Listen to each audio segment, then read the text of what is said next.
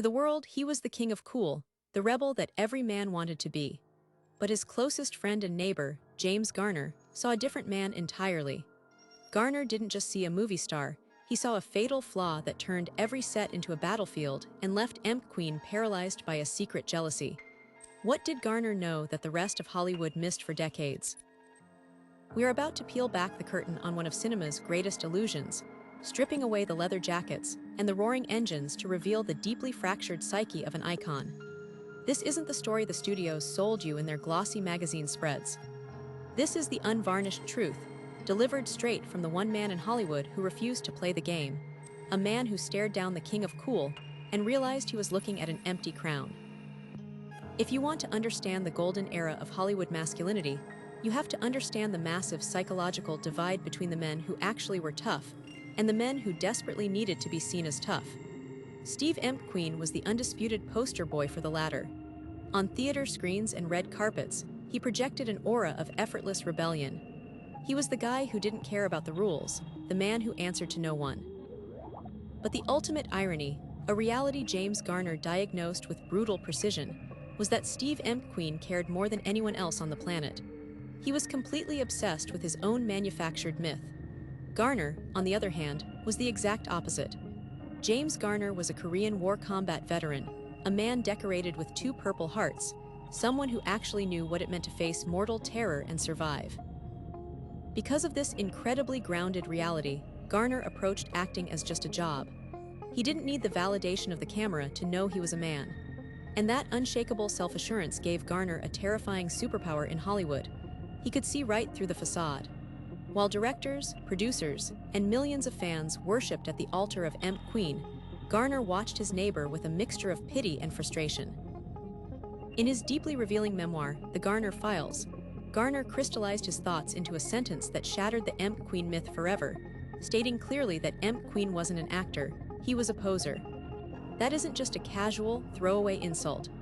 That is a devastating psychological diagnosis from a man who shared the screen, shared a neighborhood, and watched the king of cool slowly suffocated by his own massive, fragile ego. Let's take a magnifying glass to the summer of 1963, during the grueling production of the World War II epic, The Great Escape. This film was supposed to be a seamless ensemble masterpiece. You had absolute heavyweights on set: Richard Attenborough, Charles Bronson, James Coburn, and of course, James Garner playing the smooth-talking scrounger, alongside Steve McQueen as the rebellious cooler king. But while the rest of the cast bonded over shared military histories, bringing their real-life war experiences to their roles to add a layer of authenticity, McQueen threw massive, paralyzing tantrums. He literally threatened to walk off the set and shut down the entire production because he hated the script, complaining loudly that his character wasn't heroic enough. Think about the sheer arrogance of that. In a movie honoring the real Allied soldiers who died trying to break out of a Nazi stalag, Steve McQueen was agonizing over his personal screen time and his brand image. Garner, stepping in as the calm voice of reason, actually had to sit down with McQueen for a heart-to-heart talk just to smooth things over and keep the multi-million-dollar production on track. Garner watched in disbelief as McQueen essentially held the studio hostage until the writers frantically invented reasons for him to ride a motorcycle across the German countryside. But the raging insecurity didn't stop at demanding new action sequences. McQueen deployed incredibly petty tactics to ensure no one else could steal the spotlight. He possessed a hyper-competitive paranoia. If Garner or Bronson had a scene that felt too powerful, McQueen would fume. Garner observed this behavior not with roaring anger, but with a clinical understanding of a deeply broken man. Garner realized that McQueen's entire on-screen persona was a carefully constructed defensive mechanism. Every time McQueen smirked, every time he casually tossed a baseball against a solitary confinement wall, it wasn't a choice driven by artistic brilliance or a deep connection to the character's soul. It was a calculated, desperate attempt to ensure the audience was looking at him and only him. As Garner pointed out, McQueen's focus on image over substance severely alienated the people around him. He didn't understand the craft of disappearing into a role. He only understood the relentless business of being Steve McQueen. To truly grasp the magnitude of this fatal flaw, we have to look at the psychological machinery operating underneath McQueen's blonde hair and piercing blue eyes. Why did he behave this way?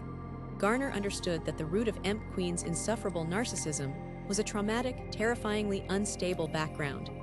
McQueen spent his early years devoid of a traditional, loving foundation. He never developed a solid, internal sense of self-worth. So, when Hollywood handed him a mechanism to generate infinite external validation, he grabbed it like a drowning man clutching a life raft. But the fundamental problem with external validation is that it's never enough. It creates an insatiable black hole in the human psyche. Garner, possessing the calm stability of a man who knew exactly who he was, found this constant overcompensation incredibly exhausting. You have to understand that these two men weren't just passing acquaintances, they were neighbors in Los Angeles. They literally lived right next door to each other. They socialized, their wives knew each other, and they existed in the exact same rarefied air of global stardom. Yet, their approaches to life were diametrically opposed. Garner drove race cars and played golf because he genuinely loved the thrill and the discipline of the activities. McQueen drove race cars and bought fleets of motorcycles because they were expensive props necessary to sustain his hypermasculine avatar. Garner saw that McQueen was trapped in a prison of his own design. He could never just relax and enjoy his staggering success. He could never just be a supportive friend or a generous scene partner. Every single interaction, every line reading, every casual conversation over a backyard fence was a high-stakes, zero-sum game that McQueen absolutely felt he had to win. If someone else succeeded, even his closest neighbor, McQueen genuinely felt like he was losing ground. This wasn't just healthy competitive drive. It was a deeply pathological jealousy that poisoned his relationships and left him intensely isolated at the absolute peak of his fame. Ultimate explosion of this pathological jealousy arrived in 1966, centering around the production of the legendary racing film Grand Prix. If there was one thing Steve McQueen considered his absolute sacred territory, it was motor racing. He saw himself as the undisputed king of Hollywood gearheads, the only actor who really knew how to push a machine to its absolute limit. He desperately wanted the starring role in Grand Prix and felt he intrinsically deserved it. But the studios and producers went in a different direction. And who did they cast in the coveted lead role? His neighbor, James Garner. When the news broke, McQueen's reaction wasn't just professional disappointment, it was a terrifying, volcanic eruption of pure spite. He viewed Garner's casting as a direct personal betrayal, an act of supreme cinematic treason. According to Garner, McQueen simply never forgave him for getting and accepting that role.